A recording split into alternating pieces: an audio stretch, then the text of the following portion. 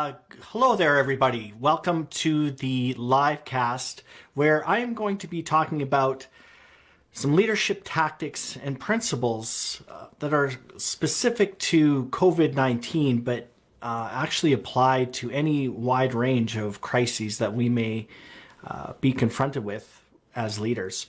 And I recognize that, man, it is the crazy, crazy times with regard to the COVID-19 situation for sure. And a lot of people are really reeling from it. And kind of my take on it was a slow burn.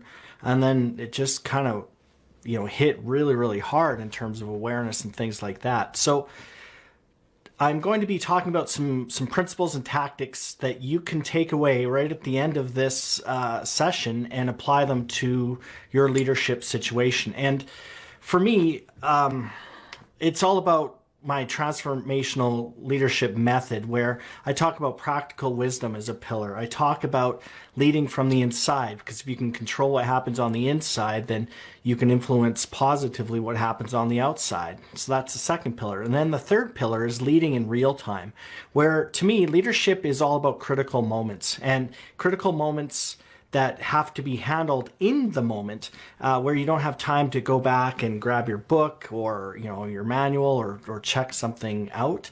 And frankly, this crisis that we're being confronted with involves needing practical wisdom. It involves controlling the inside. It involves leading in real time, especially at those critical moments. And also in my experience, especially in my crisis leadership experience, it's not the straightaways that will get you. You're in your car and pedal to the metal. Everything's great as long as the road is straight. But when that road turns, that's where we run into problems. And so the advice and guidance I'm going to provide tonight will allow you to really lean into those corners and not careen off the barriers and all sorts of things like that. So I guess, probably a good place to start is I'm Daryl Black, and I've spent 30 plus years in crisis leadership, and I'm the creator of the transformational leadership method. And I wanted to share with you some of the experiences that I've had and the lessons that I've learned on large scale disasters and emergencies, things like Hurricanes Katrina and Hurricane Rita, Canada's two largest disasters, hundreds of search and rescue missions, almost a decade as a project manager for a large telecommunications company.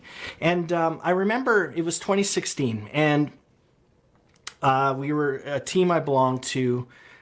We go into municipalities or counties, depending on where you're at, and we go in and we assist the local municipality post-disaster, post-emergency, or actually I shouldn't even say post, but during emergencies. And I remember, driving in first we were flying in, and this particular incident involved a mass wildfire, one of the biggest, if not the biggest in the world. And it's an event that you have probably seen pictures of individuals driving through flames and all of that stuff.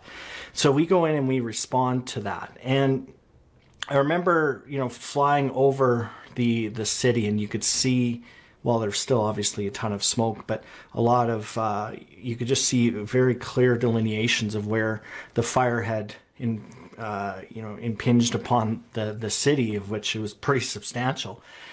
And just being blown away by, it's like, wow. And it's a municipality that I'm very familiar with. And I remember we're flying over top and just, you could hear a pin drop in a way. We were all looking out the window. So then we load into some buses and we're heading to what we call the Emergency Operations Center, which is kind of like disaster headquarters.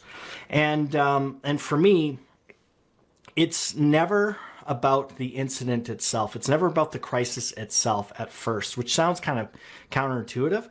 But for me, one of the first things I need to do is I go through a little bit of a checklist mentally and psychologically and emotionally right off the bat, even before I start worrying about the operational details about how many people have been evacuated, where is everybody, what's the damage, what does the forecast look like for weather, what is the fire going to be doing over the next 24, 48, 72 hours, where's the infrastructure at, where's water treatment at, all of those types of things.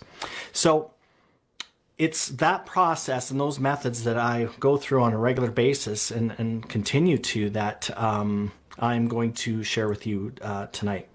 So in terms of, right off the bat, I need to tell you one of the most important parts of leadership is providing safety. That's item number one. And as a leader, ultimately that is our main job, is providing safety for the people that we support. Now, that also presupposes that you have your mind wrapped around the new reality that is leadership. And leadership is no longer about the leader at the top and the entire team supports that individual. It's actually the exact opposite now, where the leader is propping up or supporting the team. And nowhere is that more important than during crisis or crises. And one of the most important tasks or jobs of the leader is to provide safety, both physical safety and psychological safety. So when we talk about COVID-19, for example, the physical safety are following guidelines and hand sanitizer, washing your hands, enforcing as much as possible social distance, all of those types of things, making sure that cleaning protocols are in place, making sure that you're no longer shaking hands, all of those things. It's your job as a leader to, if you're not creating those protocols, because chances are you're not, but your job is to provide the safety, provide the tools physically for the team and enforcing them. And I get, nobody wants to be that guy or that girl. I totally get it. But as a leader, that is your number one task and number one tactic is to provide for the physical safety of your team. And further to that is providing psychological safety for your team. Now, that gets a little bit more interesting in that, we tend not to think in those ways. But as a leader, I'm telling you, the amount of stress and the amount of angst and anxiety and fear and absolute disbelief, all of those emotions your team is feeling. And so you need to recognize that it's actually critical that you provide for their psychological safety as well. And the golden rule here, folks, is that your opinion about COVID, whether people are overreacting, not reacting enough, they're being perfect, or the politics or any of that stuff, I'm here to tell you, your personal opinion does not matter. I'll say that again. Your personal opinion does not matter. So when you start talking about providing psychological safety, the last thing that your team needs is you pontificating whether we're overreacting or we're not reacting enough or whatever that looks like, right? Nobody needs to have their opinions squashed by their leader. Nobody needs to be told that they're overreacting. And it's funny, I was just in a municipality earlier this week working with the post-secondary institution on COVID, and the meme comes up that when somebody says calm down, that has never worked, right? So never in the history of mankind has the phrase calm down ever actually calmed down. So think about that. You're providing psychological safety, which means you're holding space for the team members to feel however they want. It's not up to you to decide how they feel about it. It's not up to you to agree or disagree. It just is. And we'll talk a little bit more about the emotional aspect of COVID and crises in your team a little bit later. But that's principle number one and tactic number one.